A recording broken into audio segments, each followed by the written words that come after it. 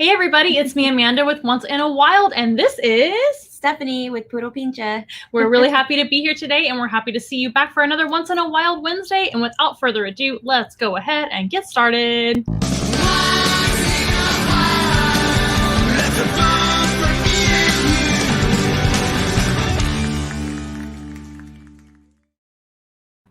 Alrighty, everybody, we hope you had a wonderful week, and it's good to be back for another Once in a While Wednesday with a special guest. We're so excited to have you on the show today. How are you doing today? Good, I'm excited. Kind of nervous about the animals, but I shouldn't be. No, we're going to get to know those animals, even though they may not be something you've seen up close before. Right. You're going to get to know them, and I'm sure you'll at least learn a little bit more about them and maybe appreciate them a little bit more than before.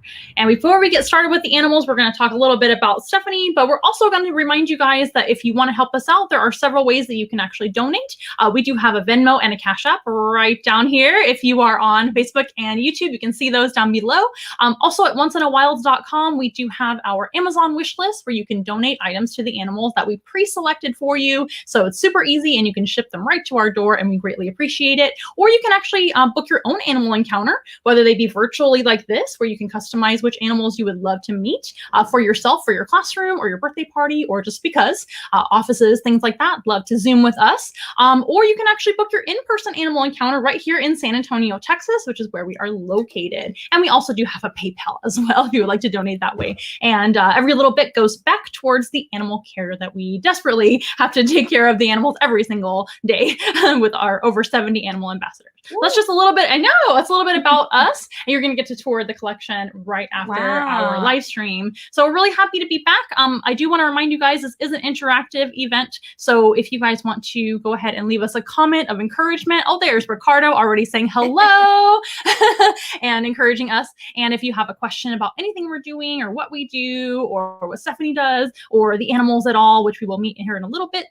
please feel free to chime in with your questions, comments, or anything like that. Just keep it family friendly as always, you guys, but you know that. So how are you doing? How's life? Life is up and down, like every day, every week, something new is going on. Yeah.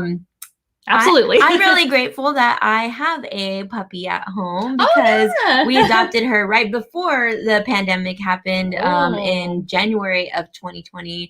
So she's been a great comfort to us since we've had to stay home and just helping us get outside to go on walks and exercise and play with her and be, just be more youthful with our dog since she's so young. But I've been trying to stay busy. I've had Puro Pinche for going on 11 years now.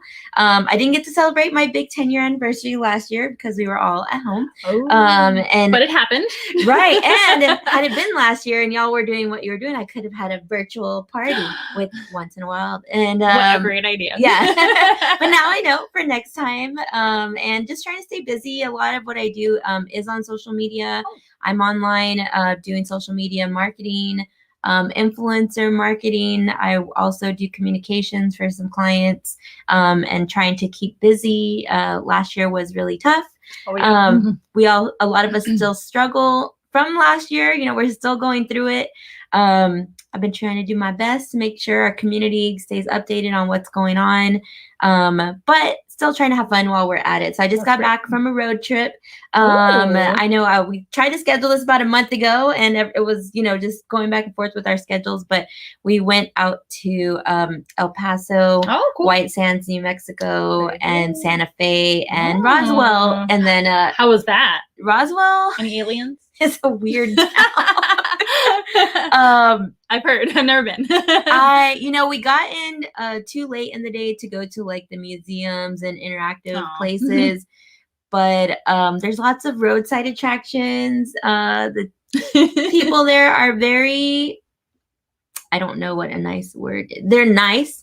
They're outgoing. They want you to know all about Roswell and that they're natives. And I felt like, I feel like I'm in San Antonio. Like everybody's really proud of where we're from. But it was creepy. So. That's very interesting. I've heard different things about Roswell for sure. Yeah, I mean, it's neat, but we definitely had more fun in Santa Fe.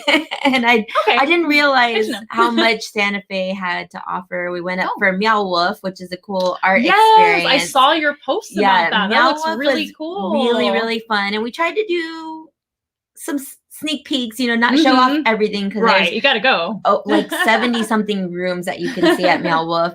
And we did like and appreciate that.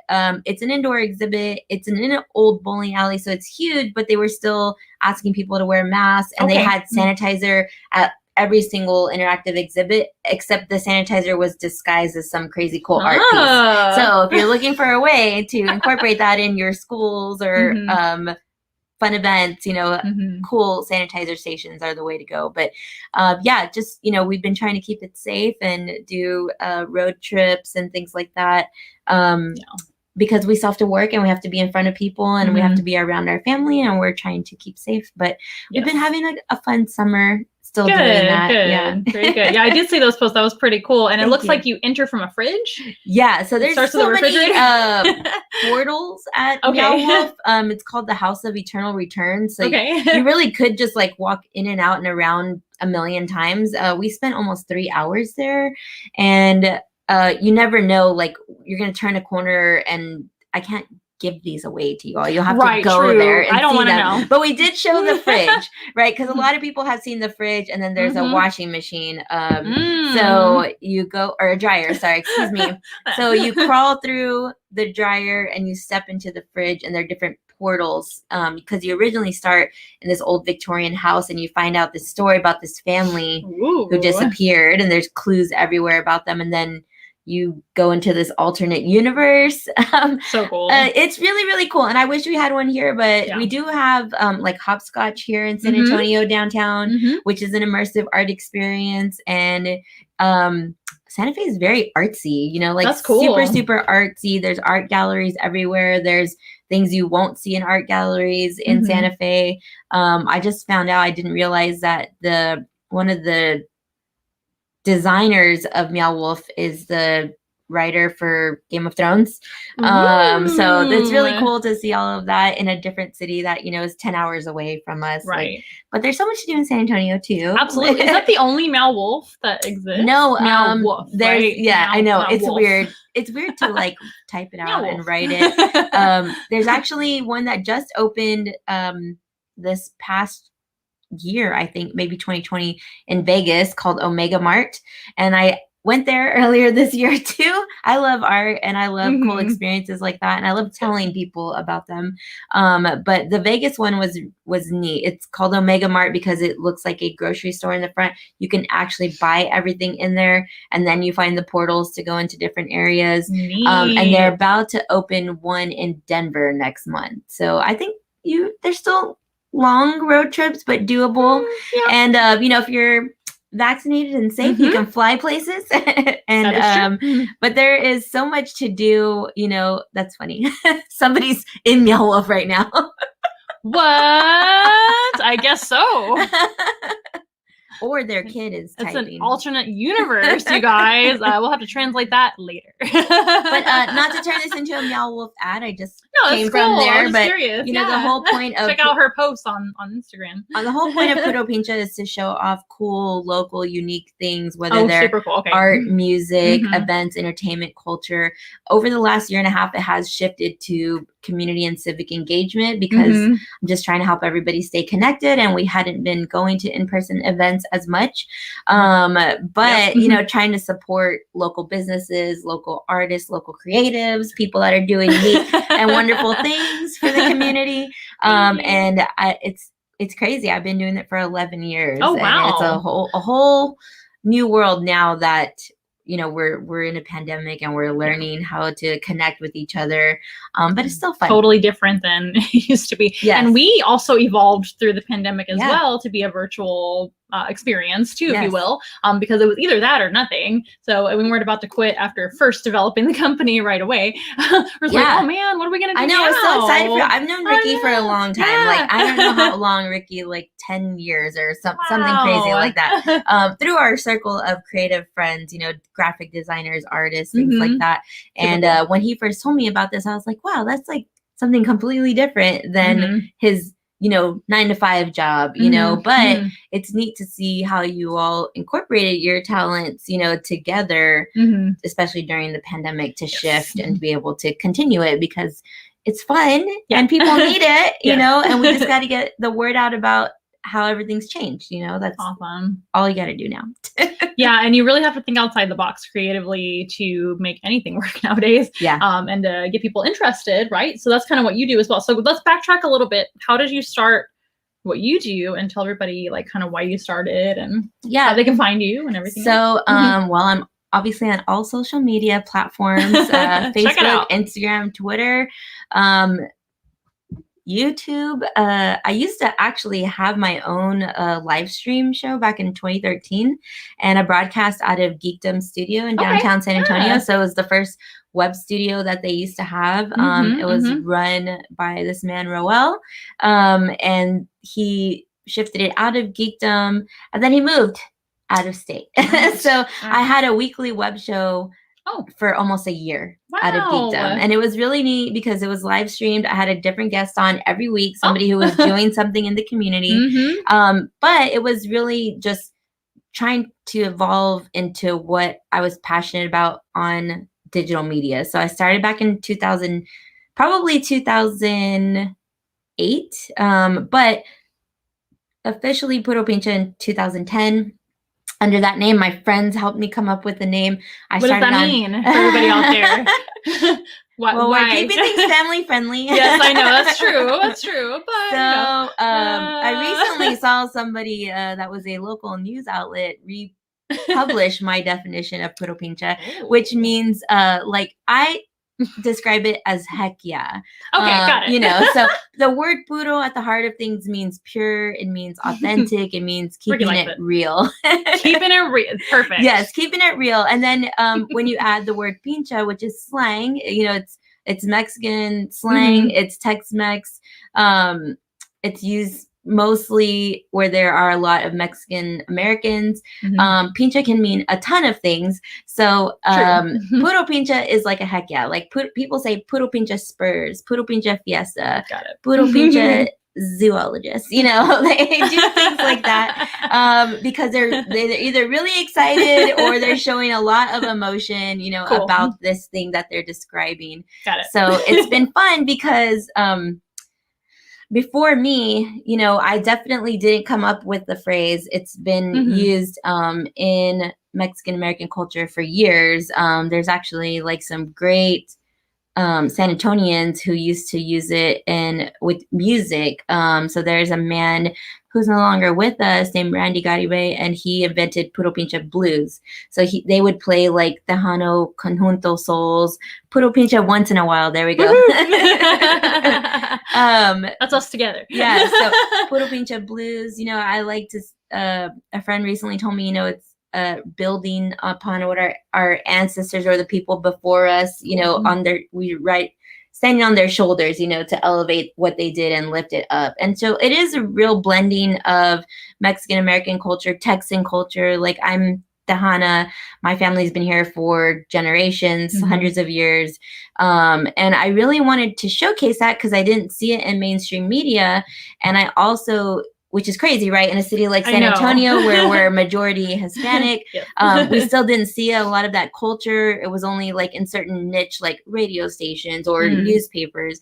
And there was so much going on in the world of music and arts and community that I wanted to spotlight people and showcase them. So it wasn't really about what I was doing because as much as I love art and music and all those things, I'm not an artist or musician myself. But I wanted to showcase them, and I wanted everybody to know how awesome San Antonio was, and that there are locals doing this, and you don't have to travel to another city that's up the highway, like you know. Roswell, no.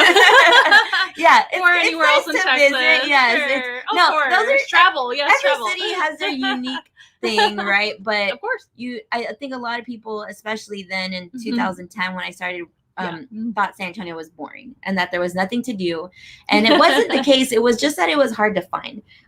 So I started putting everything together in like lists. You know, here's what's going on, and actually kind of modeled myself after another city who had a website called Show List. And so they would just post every day what shows were going on, what events were going on. And I was like, you know what? Sure. I want to do that without people having to advertise to pay money, right. because they can't afford it. They usually couldn't afford it. So now I do have advertisers and partner with brands, but we've evolved, right? So I still always post about events and things for free. If somebody wants to partner to get the word out to my network, which is over 60,000 followers on social media, then we work on that together. And it's usually a really fun collaboration. Like you saw the Meow Wolf video. My fiance, Eric, helps me a lot. He's a creative. Oh, awesome. So he's a graphic designer, and we work on those things together. You know, I saw something, I don't know if it's true, but I think it said it was a National Couples Day on Once in a While too. It was. So, you know, it's always fun to be in this like working relationship with somebody who gets it, right? Like somebody who sees your creative, crazy side, but wants to help you accomplish your goals too. So we've gotten to do a lot over the last year and a half, being stuck at home, learning to make more videos. We have had a great partnership with HEB, and all of that stemmed from just helping the community. So last year, HEB partnered with me because they wanted to help get the word out about giving money to families in need through the food banks. When we were in the heart of the pandemic, they wanted to get the word out about being able to order curbside because people weren't going into stores, and being safe, you know, offering vaccines and healthcare and all kinds of things, you know, through them. And so from that partnership, we've gotten a lot more work, and we've been having a lot more fun. Andrew. Hi, Andrew's Andrew. Here. Hi. Andrew used to do a lot with Puro Pinche back in the day, and he was actually one of the producers of my web show back at Geekdom. I guess it was 2014. So 7 years ago. It was a long time ago. And Andrew's not only a videographer, but he makes amazing videos. He's a great storyteller too. Anybody else want me to promote them? And a nice guy. Everybody, let us know that you're there. Yep. Yeah, if y'all are watching, leave a comment so we could say hi. Yeah, that would be great. Don't be shy, you guys. We love to see you guys giving us encouragement. We'll give you encouragement right back, and ask me questions, whatever you want to know. Well, that's awesome. I think what you do is it's so important because, again, people can't afford it, and there really is a lot that people just don't know. They don't know where to look, and we also need fun things. Yes, it's very important to stay, you know, with your morale higher than, you know, especially nowadays.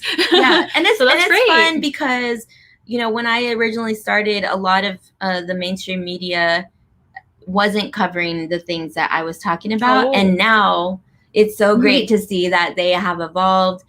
There are so many people that love their cities now and talk about their cities and post about what they're eating, where they're going, where they're hiking, where they're walking, you know, like information overload on social media. Sometimes TMI, but yeah, okay. I know it is, and I try. It's a fine line between oversharing and wanting people to know what's going on, and I'm always like, but do people care what I'm posting about? And it's a struggle, you know, like, and I am actually, as much as I post on social media, the fun and like explorable things to do, I'm a private person. So a lot of like my family, my personal life, I think a lot of people still don't know that I got engaged last year. I've been engaged for a while, and we had to put up our wedding because of COVID, but it'll happen. Yeah, and we got engaged last year. So I know. Let's show. Look at these. They're actually kind of similar. Look at these two women leading this show right now, showing off. There are men behind the scenes somewhere. They don't want to be on the show, I guess. But yeah, it's been, you know, I try to kind of separate that and keep Puro Pinche to being the community-driven social media outlet that it is. But I am a human, you know, I'm a person. And I like to show that we're having fun or talk about what we're going through. It's not always fun and positive, but and that's okay. I try to keep it real, like keep it puro. Keep it puro. Very good. So what are like some of your favorite collaborations or memorable just out of curiosity, my pure curiosity. Oh man, I my might puro have curiosity. Some people are, yeah, exactly. Puro curiosity.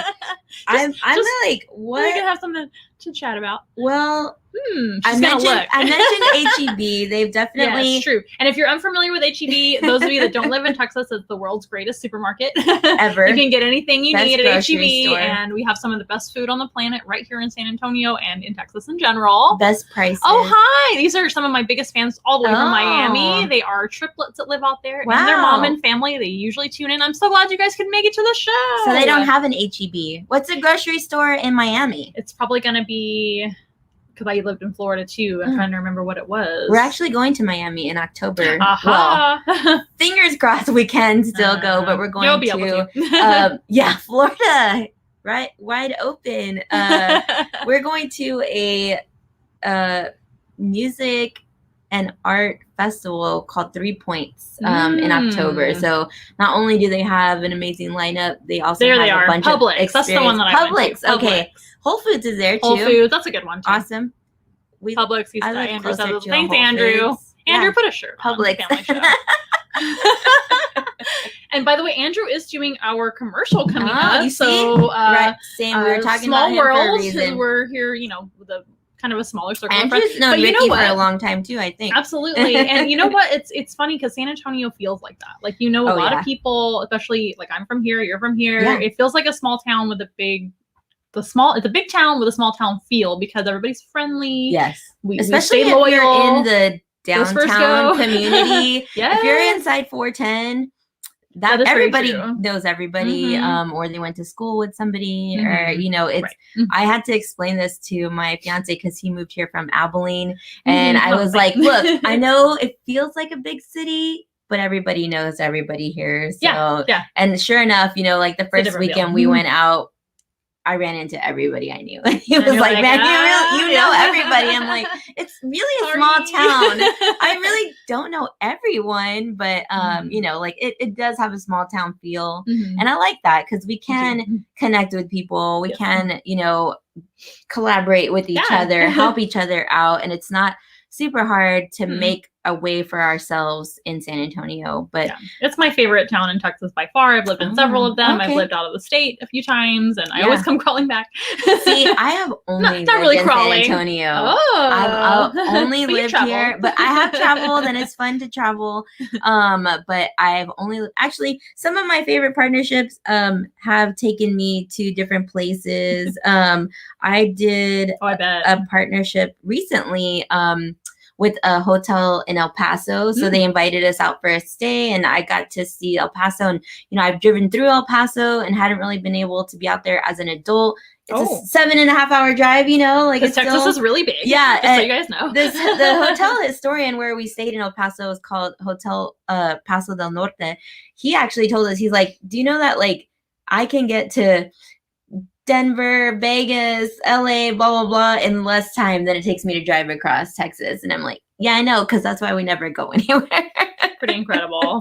But yeah, HEB has obviously been really great. They saved my butt last year. I did get to do a really cool partnership a few years ago with Amtrak. So Amtrak collaborated with me because they wanted to show diversity in ridership. They didn't have a lot of people of color riding Amtraks. So we got out and went to Tucson on an Amtrak, and it was really amazing.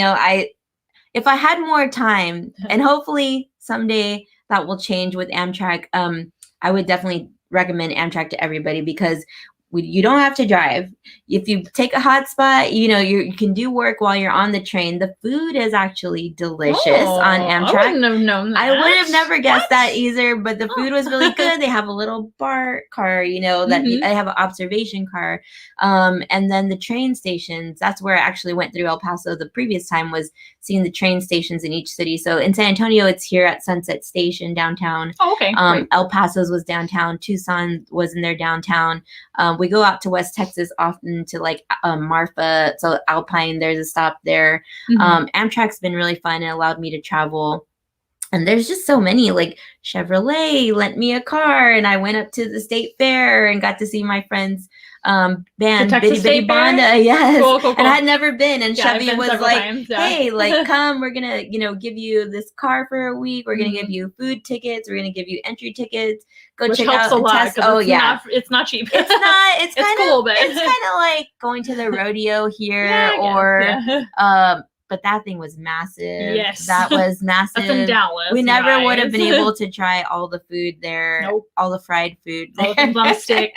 No, that's really fun. That's one of those kind of must-do things in Texas. You definitely have to. Once things are settled down, I guess. And I think Fiesta as well. Yes, Fiesta. And I think a lot of what I do is traditionally you don't see a lot of Latinos in these spaces, and I want to show that, you know. And obviously there is a much bigger network now of people of color, you know, getting outdoors, going to traditionally white events and areas, and I think it's great. And we just saw the latest census results, you know, last week, that for the first time, you know, like especially in Texas, Latinos population has grown while the non-white population has not. So, you know, it's like, okay, like, you know, our whole country is this big, beautiful blend of people. Absolutely. And we should see ourselves in things we want to do and everywhere we want to be, you know, like we need to have more people show that. Yeah. So if you're out there and you feel like it's awkward to tell people like where you are on social media, I mean, obviously being safe, but show off that you're traveling, that you're out. We rented our friend's glamper trailer this summer. That's and fun. Went out and actually Outdoorsy, which is like a RV rental app, they featured our video that we made. And so we've been having a lot of fun exploring all kinds of things. You're making me want to go travel some more. I actually really love traveling. It's just difficult to do nowadays, but also with all these animals. That is true. We do have, as Jill says, amen to our representation. Yes. And we do have our puppy. So whenever we have our puppy, we have to make sure she's taken care of before we go, or make sure that we can take her with us when we do go. So where did you get your dog? We actually adopted her from a nonprofit called the Footbridge Foundation. They're right here in Southtown in San Antonio. Their founder, Wendy Black, is saving all the animals, all the cats and dogs and bunnies and goats and things that she can. She fundraises to do that. And we actually found her through Foster. Our friend Ben, he has an Instagram called The Foster Dad, but it's spelled PH, Foster with a PH, because he's also a photographer. So that was a very clever name, Ben.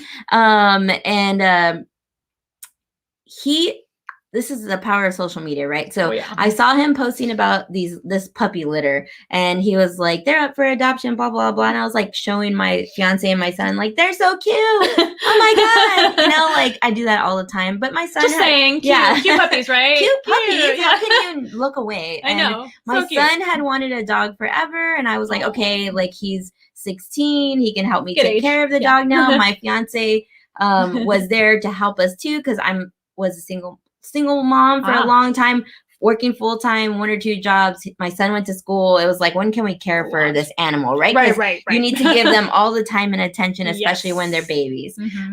So very responsible. Yeah. And so I showed them this picture, and randomly the next morning, we went down to one of our favorite coffee spots, Mila, and it's all outdoors. And so we see Ben hanging out with one of the puppies, and I was like, oh my God, it's the puppy we saw on Instagram. Look at that. And it had a little red shirt on that said adopt me. And I was like, oh my God, are you like showing the dog off? And he was like, well, actually somebody is coming to adopt them. I'm waiting to meet them here. And I was like, oh man, she's so cute, you know. And her sisters, I think, had already been adopted.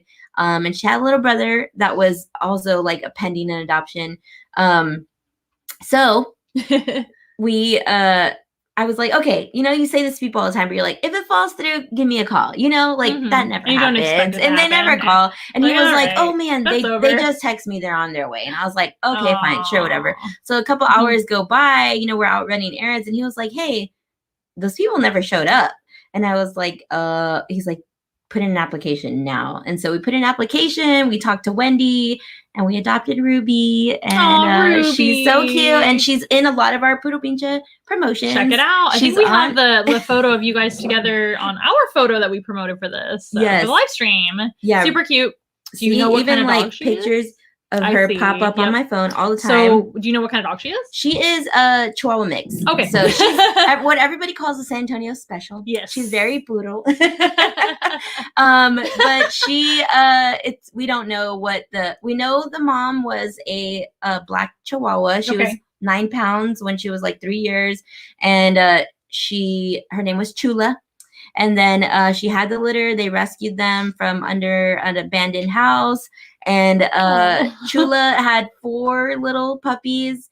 And they all got adopted. And so our puppy Ruby actually was covered in black fur when we first had her. And now she's a little blondie. All of the black fur fell off. But now that she's got the blonde and she's got the white socks, people are like, oh, well, she kind of looks like a border collie or a blah blah blah, and I'm like, I don't know, do I want to pay $100 for a dog DNA test? You can if you want, but probably not.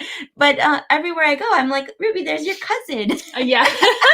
They all look a lot like Could her. be If y'all look on my Instagram, you'll see Ruby and you'll be like, I know a dog that looks just like that. Super cute. Oh, Ricky has a really good question. Ricardo said, yeah. Did you see any animals on your trips, Steph?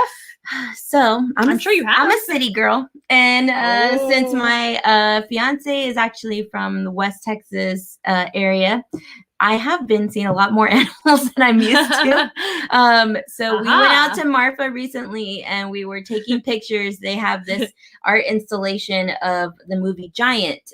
So it was James Dean and Elizabeth Taylor, and there's these giant cutouts there on the side of the road. And we stopped to take a picture, and I'm like looking around, and I see this huge coyote running by. Because they're just in the middle of ranches out in the middle of nowhere. And I'm like chasing a roadrunner. I couldn't tell, but I was like, maybe we should get in the car. And my fiance was like, they're not tiny. They're not tiny. Gonna come over here. And I was like, whatever you say. But I waited until that guy ran off.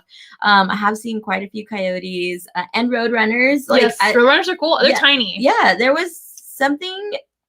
I mean, we drove through Fort Stockton. They have a huge roadrunner. I think that's their mascot there. And then when we went to El Paso, UTSA is roadrunners as well. Go Runners. Like I went to UTSA. But like almost every city we went through from El Paso to Santa Fe had huge roadrunners statues. And I was I was like, this is weird. So, but we would see some, running across the road. Yeah.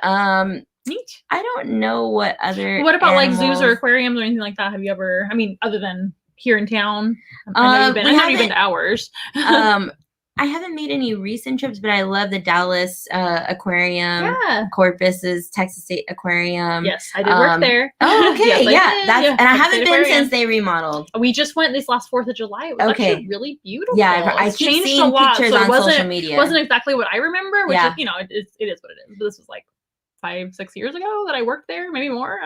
Yeah. This past couple of years doesn't count, so I don't know. I don't know what year it is. Yeah, I know. I'm like, I don't know when when they remodeled. It's been a few years. I haven't been able to make it over there, but I took my son. I've taken my son to the San Diego Zoo. Oh, nice! And we actually went on a year where a baby panda was born, so we got to see the baby panda. Yes, it was like you have this massive animal, and here's this little tiny panda. There it is. Yeah. But it's gonna be really huge. Hi, there's somebody whose first time it is. There we go. Hello. First time here. My girls are excited to encounter animals virtually. Yes, we will bring them out in just a moment. I'm psyching myself out. What's your Instagram? I'm getting ready for these animals that are coming on. I'm not sure what they are.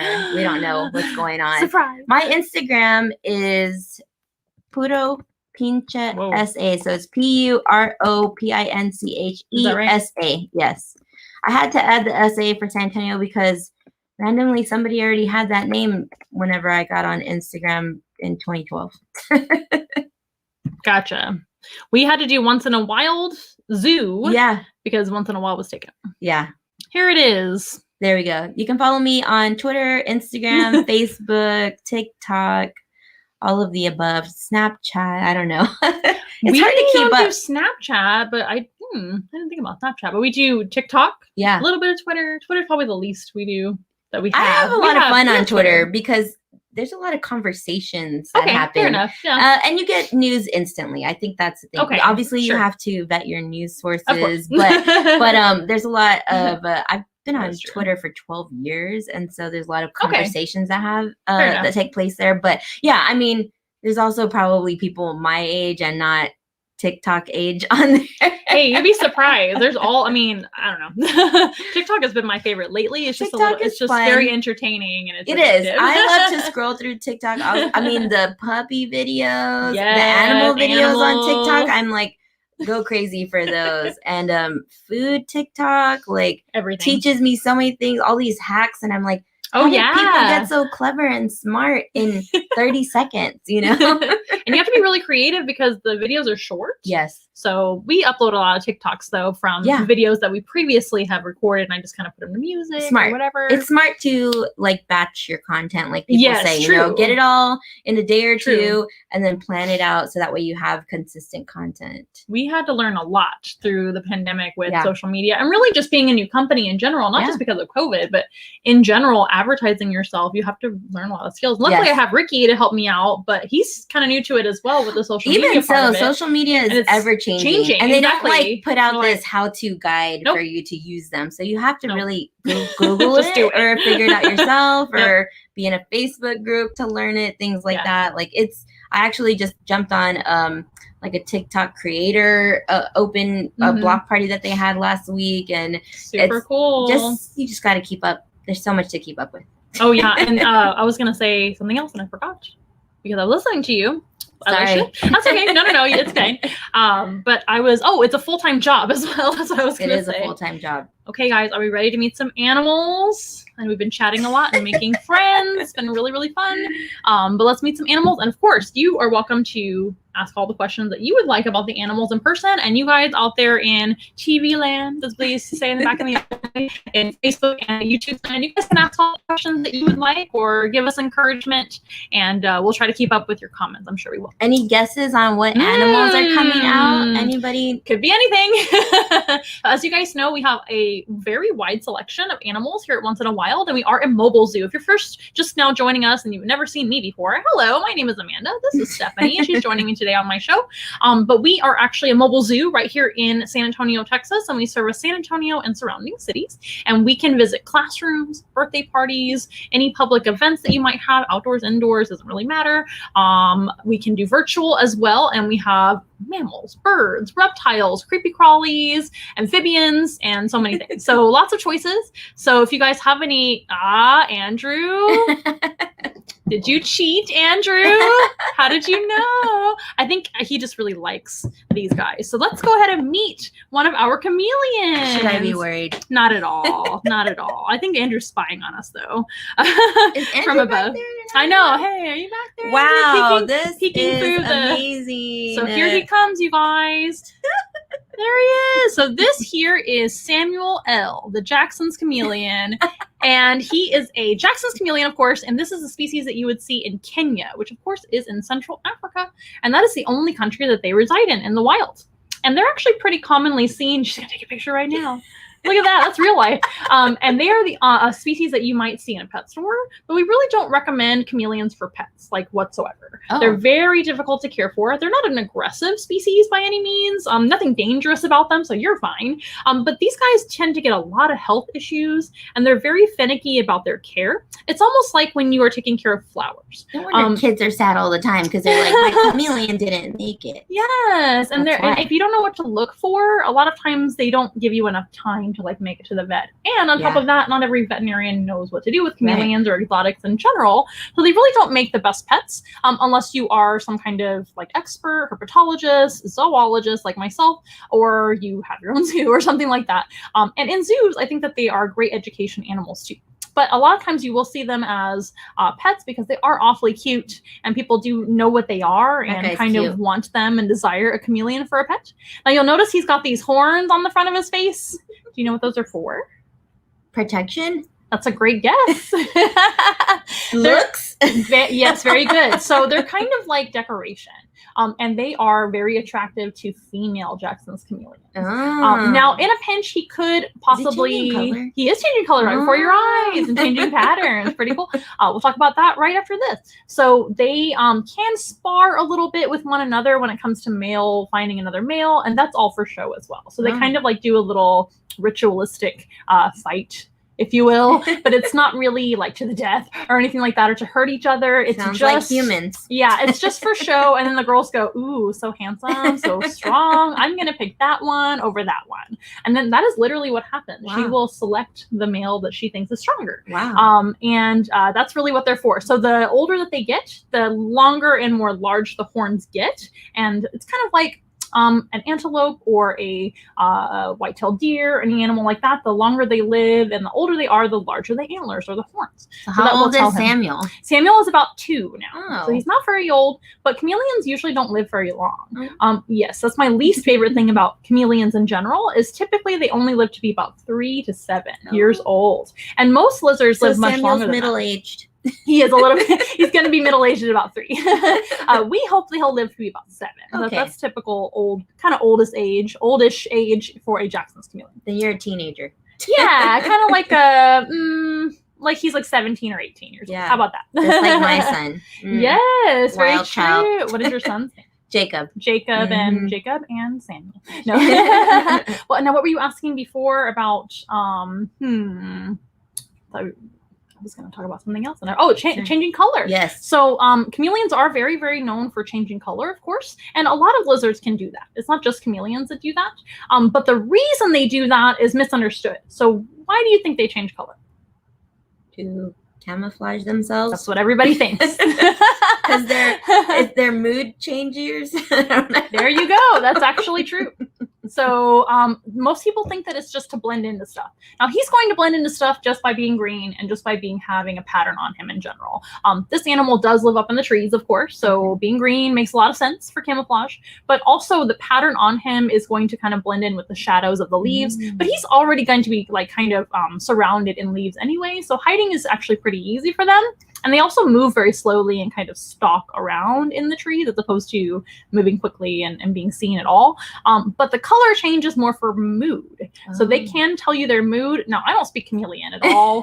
Even after years and years of working with all sorts of chameleons, I don't know what they're saying exactly. But I do know that they show signs of stress or even, I would say, content or just being there, feelings, just kind of being content and happy. And it just kind of depends. But they can also change color to regulate their temperature too. So, they're cold-blooded. Yeah. They're not warm-blooded like us. He's probably getting a little bit warmer on my hand. Jackson's chameleons actually prefer it a little bit cooler. Okay. They live up in the mountains of Kenya, so it's higher altitude where it's nice and cool. Wow. So like in the 60s and 70s, which is interesting for Africa, right? But if they feel a little too warm, they can actually turn about what he is now and kind of reflect the sun. Or if he's feeling way too cold, he can get very dark, like very dark brown, almost black. And that will help him to actually absorb more sunlight. Just like if you put on a black sweater, you're going to feel hotter than a white t-shirt. That makes a lot of sense. He's so cute. He is so cute. Chameleons also have really good eyesight and no ears. So they don't hear. He can't hear anything I'm saying. Wow. But he can kind of look at me and see what I'm doing, He's of course. looking at me. They're super observant. Whoa. They also have, I don't know if you can see. His eyeballs go pretty far. They go in 2 different directions as well. So they can basically turn any direction and independently from each other. So one eye can be looking at something over there, and one eye can be looking at something over there. And then when he finds something that he wants to eat, like a bug, because they are insectivores, they only eat insects and bugs and things. So and worms and things like that. And so when they find a bug, their eyesight will come to the front, just like our vision, because most predators look towards the front. And when he sees a bug that he likes, that's when he focuses on it towards the front, and then he's going to grab it, right? You know how they grab their food? With their tongue. The sticky tongue. That's right. You're doing great. You should be on game shows. So they don't have to be really anywhere near their food, at least, for their little world, right? They can just kind of stay where they are. And as soon as they are about this far away, from the food, if it's like way over here where my finger is, they can actually grab it that far away. Isn't that amazing? Wow, So they don't have to be right up on top of the bug at all. So that's kind of like a sneak attack. So they're very little sneaky animals. I wish I could do that. Sometimes I get pretty lazy, and I'm like, grab a snack can't across the reach. room. Yes, I feel the same way. And another thing that makes them unique as well is their tail. So they do have a prehensile tail, which prehensile just means grasping. It's like another hand for them. And they do have feet, hands, as well as hands on their his hands, and I'm like, what are those? I know. So their toes are fused together in kind of like chip clips. Okay, yeah. That they have 5 handy. toes. Exactly, handy. So their toes are the same amount of toes as any other lizard, which is 5 on each foot or hand, but they're fused together in a strange way to be able to grip with no effort. And they can fall asleep like that as well and just hang on to the tree branches and not fall down. And he's hanging on to my finger with his tail right now. So that gives them really, really good climbing ability. In fact, they are strictly arboreal. They're not going to be really seen on the ground at all. Okay. So arboreal in the trees, terrestrial on the ground, aquatic in the water, right? They're not aquatic or Thanks terrestrial. for explaining those things. There you go. But arboreal sounds like the word arbol, right? Yes. In Spanish, right? Yes. So they are arboreal. He's so cute. Andrew says, I like them. Looks And like Ash they're says, having so fun. cute. Yeah, they're really cool. And again, one of my favorite animals, just not a very good pet for the average person that doesn't know maybe every little thing about them and their health. They're not a dog. They're not domesticated. So they're not really, there's not as much information on them that's actually accurate. And that's something that we always aim to do here once in a while, is give you accurate information about, say you do have a pet chameleon and you're having difficulty keeping them healthy. You can contact us and we will help you out as for no charge. We would love to help you out if you guys just want to give us a direct message or something like that, or just call us. We would be more than happy to help you, or maybe we can help you find a home for those animals that you may not necessarily want to keep forever. That does happen to us a lot, just like you were saying you adopted your dog. Yes. So a lot of people do adopt a pet and then they're like, oh my gosh, what have I done? And about half of our animals are from situations like that. That is why I waited so long to adopt my dog, because I didn't want to give my dog back. Exactly. Because there's so many animals out there, and I have read a lot of articles lately about people having to surrender their dogs or pets that they got during the pandemic. But then also, like, I think it's just a matter of education, right? Because then I read all these other articles that were like, guess what? Your dog and cat are fine at home alone while you're at work. You know, like you were used to giving them the attention. Our puppy's crate trained, so like she's great. And there's things you can do to help them not be alone and not tear up your house while you're gone. When people have to go back to work now, right? And it's just educating people, talking about that. So true. And a lot of times, yes, people maybe just not have the right information. Maybe you don't actually have to rehome your pet after all. Say cheese, Samuel. Say cheese. He's like, this is his face. He's like, no. I don't know about this. Yeah, and they're not a social animal either, so don't take it personally. And they don't really smile. Thanks a lot. I know. He just looks like Kermit the Frog. Like, he's a cute Kermit, though. Super cute. They're one of my favorites. But they're not social. They don't ever live together. The only time they come together is for those little breeding spars that they do, and then for mating, of course. And when they have babies, they actually give live births. That's another really unique thing about this species of chameleon. Wow. And there's a few others that are similar to the Jacksons. Most chameleons out there in general, chameleons from all over the place, they lay eggs like other lizards do. Whoa. And these guys do not. They have live births. Can you imagine? You mean like we're watching you on streaming live birth? Yeah. And then they're not good moms either. So the babies are born and they're on their own immediately. Wow. So they just kind of independent right away and for the rest of their life, really. Very solitary. You better pick a good partner. We do have a Janet Jackson as well. They're not necessarily going to be put together. We'll see. But we don't necessarily have the room for all those babies right now. So that's another responsible thing. How many babies do they have? They can have up to 30 per litter. Whoa. And one fun thing about the females is they can mate once and then have several litters from that same mating. Wow. So, but that's a survival technique in the wild. This is crazy because he's staring at me with this eye and he's staring at you with the other eye. Yes, independently moving eyes. Inside their their field of vision, I should say, it's kind of like picture inside their head. Just like we kind of take it for granted. We have one picture inside our head because we have binocular vision, right? These guys have very unique vision to where they have like a split screen. Yeah. In their head. And then when they look forward, those split screens come together. He's coming this way. He's like, hello. Yes, ma'am. Hello. Nice to meet Samuel. you. Well, what do you think? He's not so bad, huh? No, he's super cute and calm. Yes. And he looks like he's having fun. Good. He's a star. Right. And you can see on one side he's one pattern, and on the other side it looks like he's a lighter pattern. Isn't that cool? They change color with something called chromatophores, which is just like pores. They're microscopic almost, very close to microscopic, and they open and close. Wow. And that's how that illusion of color change happens. That's amazing. Neat. It's kind of like a pixelated screen, and they can do it whenever they want. All right. Did you guys have any questions? You're just saying he's cute. That's super nice. Thank you for saying that. If you guys ever think of other questions that we don't have time for on the actual live stream today, feel free to DM those questions, or you can always text them to me if you want to. Okay, you guys. So Samuel's going to go down, and we're going to meet a mammal from Africa next. We have a little bit of a theme going on. So this is a scary African predator, right? That eats insects. Oh, super scary. So we're going to meet another scary African predator next that also eats insects. So something very, very common. Yes. Okay. 1, 2, 3. That's Inception, right? Picture in picture. A photo in a photo. Well, I'm putting him away. Do you want to say anything to our audience? Thank them for being here. Yeah, thank you everybody. Check us out. They want to know if he has eyelashes. That is a great question. He does not have eyelashes because, of course, he doesn't have any hair. So chameleons, you guys know this. Chameleons are reptiles, and reptiles have scales instead of hair, like mammals, like us, right?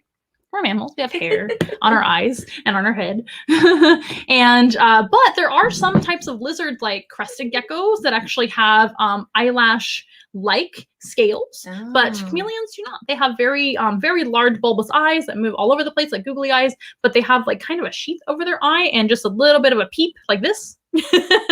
And they can look through those little holes, but no eyelashes on the end. Do you have googly eyes on that box? I'm just kidding. You should put them there. Then you can be like, cute. There's Samuel looking this way. Yeah. No, I just want to thank everyone for being here, and I love learning, and I'm glad that y'all are here learning along with us. I think once in a while is a very fun concept, whether you're virtual or back in person safely, because y'all are getting back to in-person events, and it's something different, something different for San Antonio and for people to tune in from all over. I think it's a really, really great thing. Oh my goodness. Thank you. So y'all ready for another scary African predator that's an insectivore? I feel really scared right now. Guess what it is? It's a cactus. No, just kidding. So this is Shirley. Her sister's name is Laverne. Laverne and Shirley. Oh. This is Shirley today. And Shirley is an African hedgehog. Now, she does look very grumpy, and she probably is. Oh my gosh, how cute. Is it bedtime, Shirley? Yes, they are nocturnal. So it's actually time for her to almost be awake. Look at Ashes. Like, you woke me up OMG! early. You're welcome, by the way. She does have eyelashes and hair because she's a mammal. So this is a mammal, right? Shirley is a predator as well. These guys are insectivores, meaning they only eat bugs, but that is other animals. So that makes them a predator. And this animal would live in the savannas of Africa, not so much the trees. This is aterrestrial and subterrestrial. You know what subterrestrial means? Under something. Underground. So submarine means underwater, right? I feel like they're tricky questions. Like, am I going to get this right? It seems too obvious. You're also being put on the spot, so it's okay. It's just like a game show. She did not prep me for these answers. Nope, we just met. So subterrestrial means underground, just like submarine means underwater. Okay. Makes sense, right? Or subaquatic. So these guys live on the ground in the savannas. You know what savannas are? Yeah, I feel like I've spent the last year in a desert because we've been going to West Texas. Yeah, and savannas are actually grasslands. So if you go to like Africa, it's actually really similar to the Texas hill country. What is that noise she's making? She's making hissing noises and grunting noises because that's how hedgehogs tell you that they don't like being picked up. Hedgehogs also do not make good pets. Hedgehogs are pretty common pets, just like chameleons and lizards can be common pets. But hedgehogs are nocturnal, solitary predators with lots of spines all over their body, and they really like to be left alone. But they make excellent education animals because we can talk about all those things and maybe discourage you guys from necessarily impulse buying one. And you can just meet one of ours instead. I've seen a lot of these on TikTok. Yep. They're popular and they're super adorable. Don't get me wrong. They just don't make the best pet for most families. Especially for like children, because they're not the most holdable type animal because they are so sharp. And that is their defense, of course. So these guys have all these spines, which are modified hair, and they can curl straight up into a ball. And of course, I'm kind of helping her to curl up right now because I want to show you. But they'll curl up into a ball with all their stretchy skin. They kind of do a little sit-up and crunch, like crunch their abs like that. They have really strong abdominal muscles and a very unique skeleton. And they can tuck their head and roll, pull in their legs and arms and their face, and use their stretchy skin to protect themselves with all these spines. So almost no animals does eat that them. poke you? It does. I'm just Okay. really strong and tough.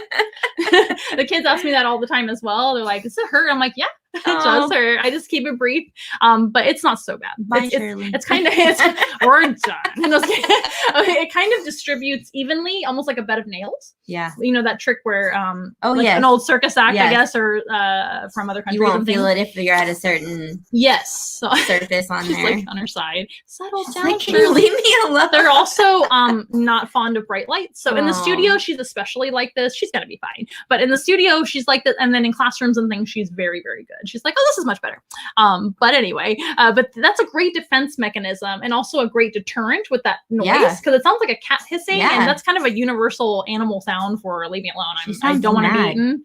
She probably is. Or when my dog is like, you have food and you're not going to give me any? Yeah, but because of all these spines and their ability to stretch their spines all over themselves, almost no animals eat them, which is really Wow. impressive in Yeah. Africa because there's a lot of predators out there. Can you name an African predator?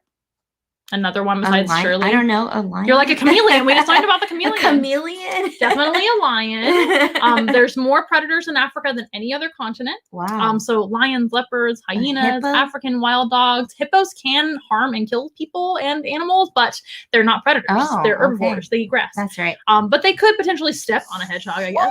Woo! So does her nose drawstring. do anything? Like my dog's nose has all the little sensors, right? Like she can taste and smell. They have a great sense of smell. So they have an excellent sense of smell, not very good vision, but it's better at night than it is in the day. I thought that was a new comment. And her hearing is really good as well. And their sense of touch is also very sensitive too. They have whiskers and of course all these spines that she can feel me. Does she know her name like a dog would know their I don't name? know if she does or not. She doesn't necessarily respond to the name Shirley.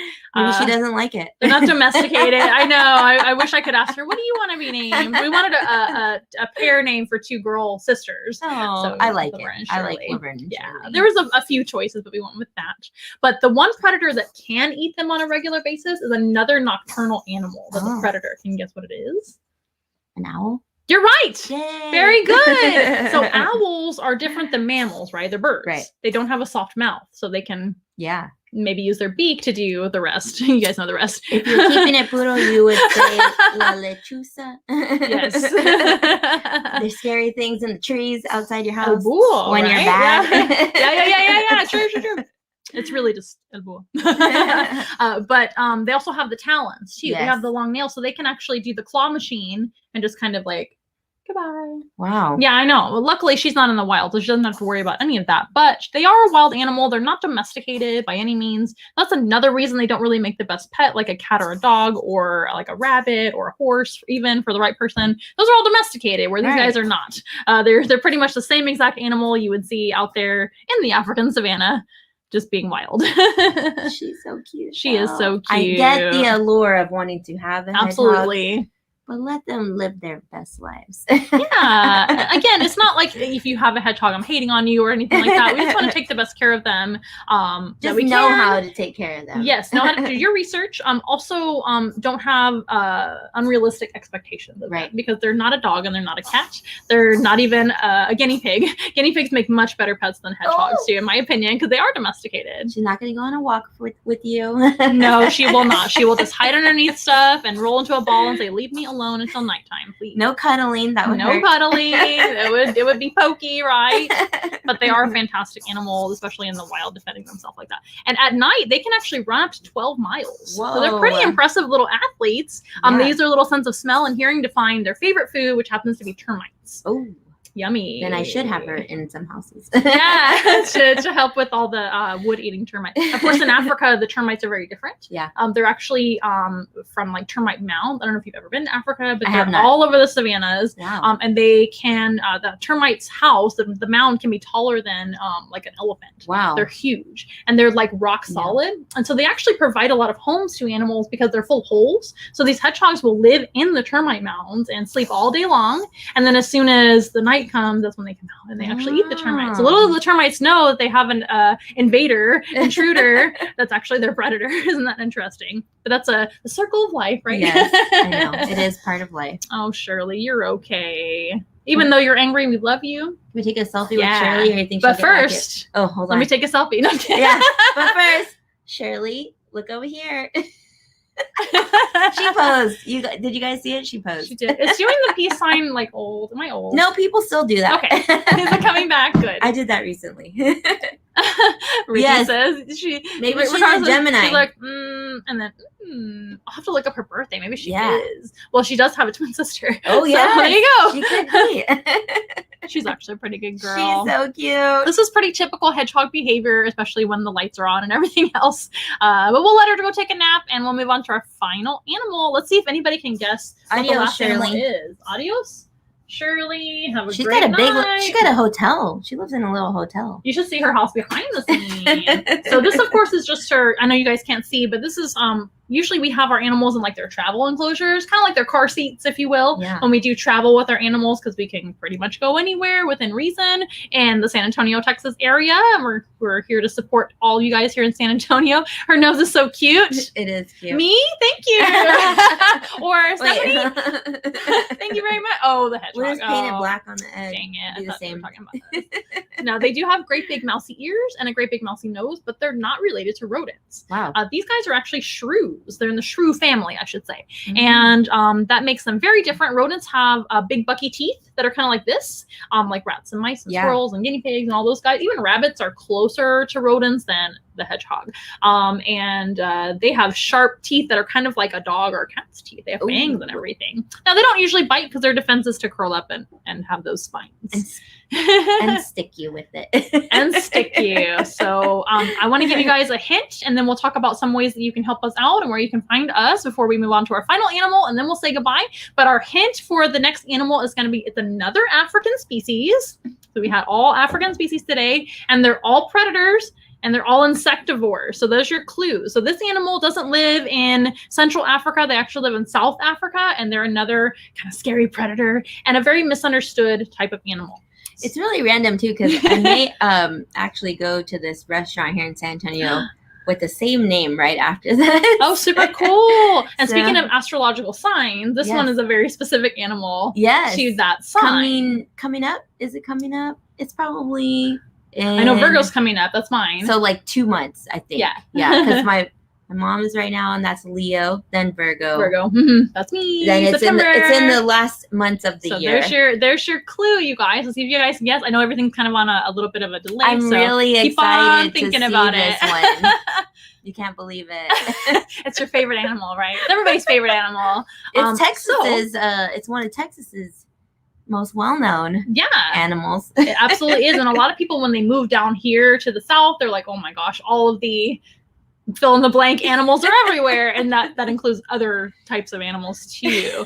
But if you guys didn't know and didn't see the first part of the show, if you guys want to leave us a tip or you want to donate to Once in a Wild, which is our mobile zoo, here it is, Once in a Wild TV today. But you can find us at Once in a Wild Zoo on Instagram, or at Once in a Wild Zoo on TikTok. But everywhere else is Once in a Wild without the zoo on the end of it. Or at onceinawild.com, you can find all the links for that. But if you want to tip or donate, we have Venmo, Cash App, PayPal, and our Amazon wish list, which is at onceinawild.com. And the money goes to taking care of all these straight beautiful to the animals. animals, you guys. So it does, of course, take a lot of work, paying our staff, feeding, keeping all the animals enriched and happy, and clean up, of course, and all those things take a little bit of money. So, or items for the animals. Those are some ways that you can help us out. I have no guesses on what animal it might be. Not yet. Everybody's just like frozen in time. Yeah, just show us. Okay, I guess we'll just show everybody. First, remind everybody where they can find you as well. Before we Okay, forget. you can find me on all your favorite social media outlets at Puro Pinche, or if you just type in Puro, I'll probably pop up PuroPinchesa, and message me. Let me know that you saw me on Once in a Wild, and if you're in San Antonio or South Texas, feel free to ask me if you need any recommendations about what's going on in our city. And she's a pretty nice lady as well, so I'm sure she will respond. Okay, no guesses? Well, if you're a they're there. They just don't know. So you're here, but you have no guesses. I'm surprised. So if you are born in what month? October, November? October, November, right? I think it's October. You might be one of these.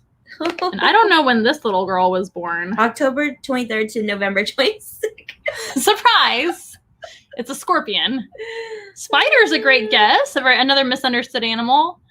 It's a scorpion. So this is Xena, the African flat rock scorpion. I'm actually going to get her a little bit better situated for the angle of the camera. And she is really good about kind of hanging out on my hand, just like this. She's an African flat rock scorpion. She's one of my very favorite invertebrates here at Once in a Wild. I love your face over here. I'm going to keep her right here. Don't you worry. She looks massive in the screen. And I'm like, she's so pretty big. Yeah, and these guys, by the way, are completely harmless to humans. Even their pinching claws are way weaker than like a crab's claws. They are so cool. There you go, a scorpion. Very good. Again, everything's kind of on a delay, so you're forgiven. I'm sure everybody is super jealous to not be where I am right now. Yeah, they're super misunderstood. Again, this is not a scorpion that you would see in Texas or anywhere in the United States, but you might see other scorpions right here in Texas and the United States in general that you should not be picking up. We want to remind everybody that we don't pick up scorpions if they're in the wild. Just leave them wild. If you see one in your house, you can use a little broom and sweep them away. They are important though, because they eat a lot of insects like roaches, flies, mosquitoes, things like that that can make us sick.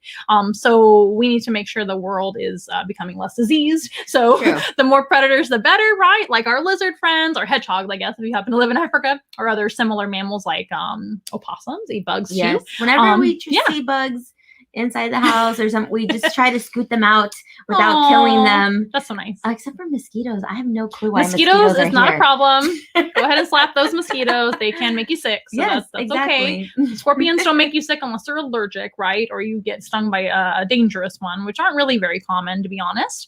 Out of the, I believe, 1,600 species of scorpions worldwide, there's only about 2% that are significantly venomous to humans. So most of them are perfectly harmless, or it's kind of like a wasp or something like that if you get stung. So just be careful. If you live in Texas, especially anywhere near the desert, always look inside your shoes before putting them back on. True. I wear a lot of flip-flops. Check your bed. Check your bed. Check your bed. Check your check your boots. Yes. Make sure there's no scorpions. Check them boots. But she is super cool. So her name is Xena. She's named after the famous xenomorph from Alien. And she kind of looks like a little face hugger to me. And I love Alien. She does. So big horror fan and sci-fi fan. But she's actually a mom as well. Oh. And scorpions make really great moms. So we're talking about the chameleons, how they don't make great moms. Hedgehogs make pretty decent moms because they're mammals and they do give their babies milk just like any other mammal. So they do have to do that for a little while anyway. Scorpions can have live-born babies. All three of the animals have live-born babies today, as well as insectivorous predators from Africa. So that is very cool. How do you know they're pregnant?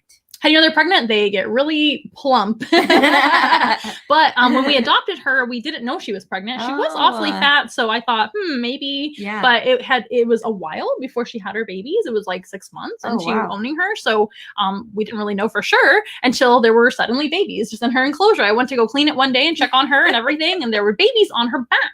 So just like an opossum, they actually carry their babies on their back when they're first born. And their babies are born white. They're live born. They're super duper tiny. They're like the size of your pinky fingernail right here. Super small, so very helpless. So until their exoskeleton gets harder and more protected from the elements and things, mom will help them out and carry them on her back, guard them, make sure that nobody eats them. She actually is very protective, and she was being a good mama. And they also feed them too while they're up there. Now, what do they eat? They eat bugs. So when mom gets a bug, she'll kind of chew it up a little bit and then put it on her back for her baby. Yummy. Yum! Aren't you glad to be not a baby scorpion? So what do you guys have to say? What are they look very frightening. That look like hairs sticking out from are them. Hairs. Oh. So just like the hedgehog, they have hairs. However, they're not mammals, are they? So not every animal with hairs has is a mammal. Is what I'm trying to say. What am I saying? I don't know. Yeah. I forgot. Forgive me. It's been a long day. She's randomly hairy. No, but they do have hair, and that's because their best sense is their sense of touch. So that's how they sense vibrations. Oh. So they do have 6 eyes. They do have a little set of eyes on the top of their head there, and then 2 eyes on each front cheek, if you will, right here in the front. But they don't see very well. Their eyesight is very poor. They see shadows and movement and no color. Wow. But they do have a great sense of touch. And so those little hairs are kind of like whiskers all over her. And, you know, a cat with whiskers or a dog with whiskers just saying hello. Don't worry, she cannot jump. You should take another photo, though. She's like, and there's the tail. I'm ready for my close-up. Yes. Pose, Xena, sweet mama. Yeah. That's your favorite bug. That is so cool. If that was in your beds, you would totally freak out. I think anybody would. Honestly, being surprised by any animal randomly is pretty startling for anyone, right? So there's the tail, which everybody's afraid she's of. reaching out to me to say She's hello. reaching out to say hi. So there's the tail, right? My eye is like behind the tail there in the shot. Pretty cool. The tail is curved over her back when she's not using it, which is most of the time. So this species of scorpion, they don't really use their venom at all for anything because it's so mild. They have evolved to have really large claws and really mild venom and a tiny little skinny tail. Looks like a crab claws. Yeah, it does. Very big claw. That's how they grab their food and they just hang on to it and start eating it. That's how they hunt. Their claws are big enough to be able to do away with their prey instead of having the venom. Most scorpions that have a fatter tail with more potent venom, they're going to use their venom to paralyze their prey so it doesn't run away. But she can just grab it and hold on, if that makes sense. So she keeps her tail curled around the back of her, and the little ball on the end of the tail is where the venom is, and the little stinger on the end of the ball is how they deliver the venom if they want to. But most of the African flat rock scorpions, which is her species, they don't really do that. So do people keep these as pets? Sometimes. They're not a bad pet, but of course they're not for everybody because most people don't know how to take care of them properly. But they don't eat every day. In fact, this species can go for 6 months to a year without eating if they have to because they're a desert animal and there's a lot less resources in the desert like water and food. They don't drink water either. They don't really need to. They can, but they don't have to. They get all the moisture they need from the food that they eat. She's just resting her little tail on top of her. Aw, so cute. Once you get to know them. But again, it's hard to for the average person to know the proper care of exotic animals. But yes, people do definitely have scorpions and spiders and other arachnids and invertebrates for pets sometimes. Well, my fiance's little nephews have these. I don't know if they said they're some kind of scorpions, but they keep them little. They live in Del Rio out on some land, and they've got a lot of animals actually. So every time we visit them, it's fun. But they have some weird scorpions that live on rocks in their little crate cage. I'm not sure what it is. Terrarium, maybe. But enclosure. Still intimidating. You can call it a house. You call it a house. Yeah, and if you're not used to them, definitely I can understand why you might be like, oh, but they're really nothing to worry about, especially this species, because number one, they don't even live here. Yeah. And number two, they're perfectly harmless. As you can see, she's not even trying to hurt me or anything like that. She's just hanging out, literally. They do have little sticky toes.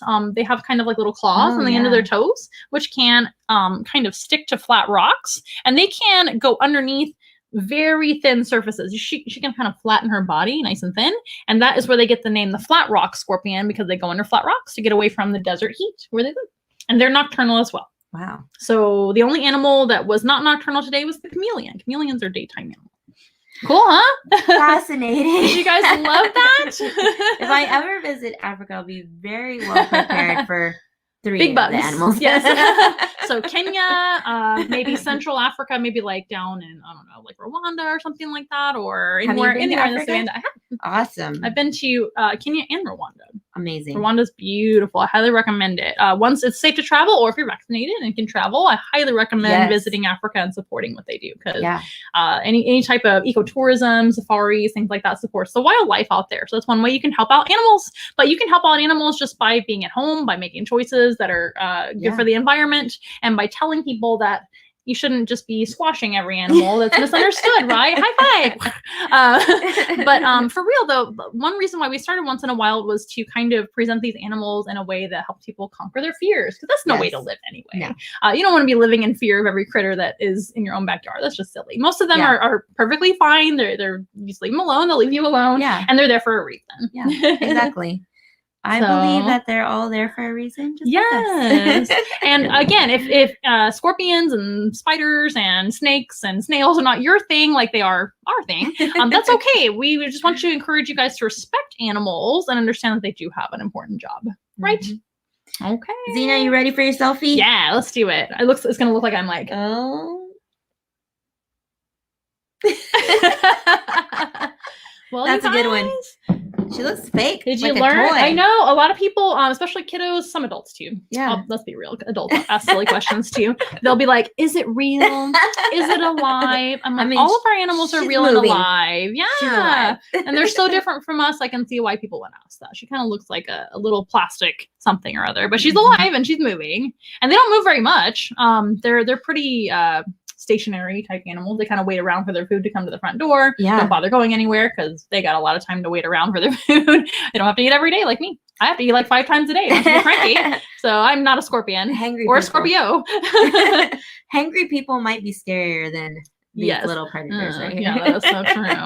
And they're also super quiet and really no trouble.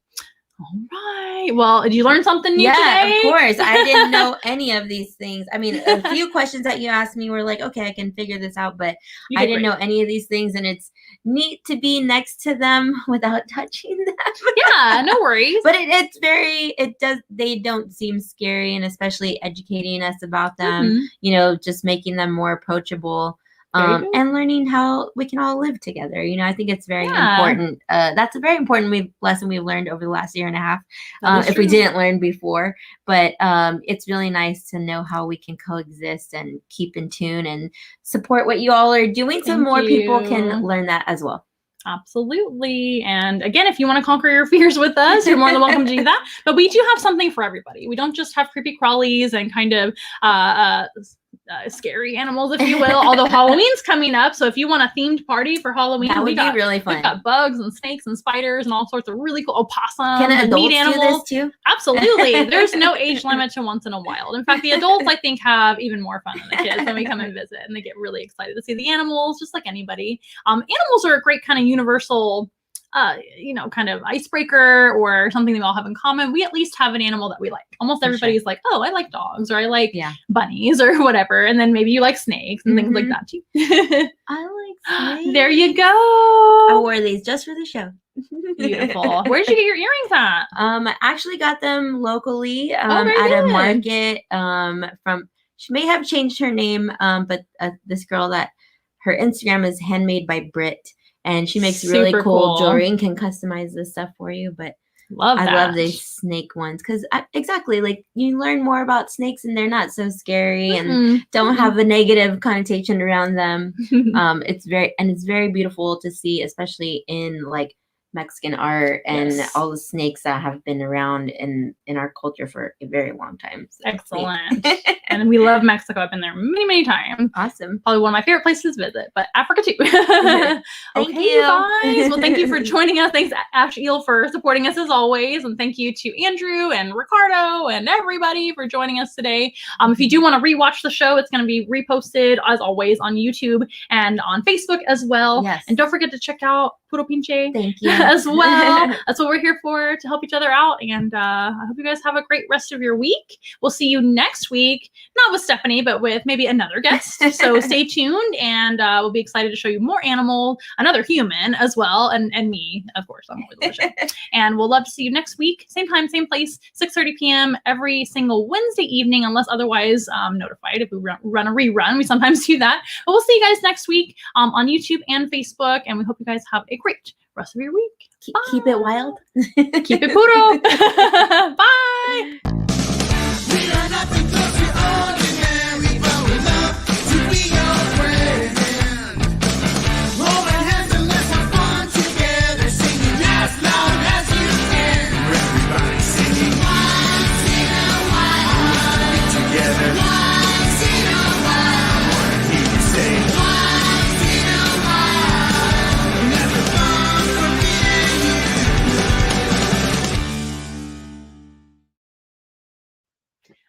See everybody next week. Bye.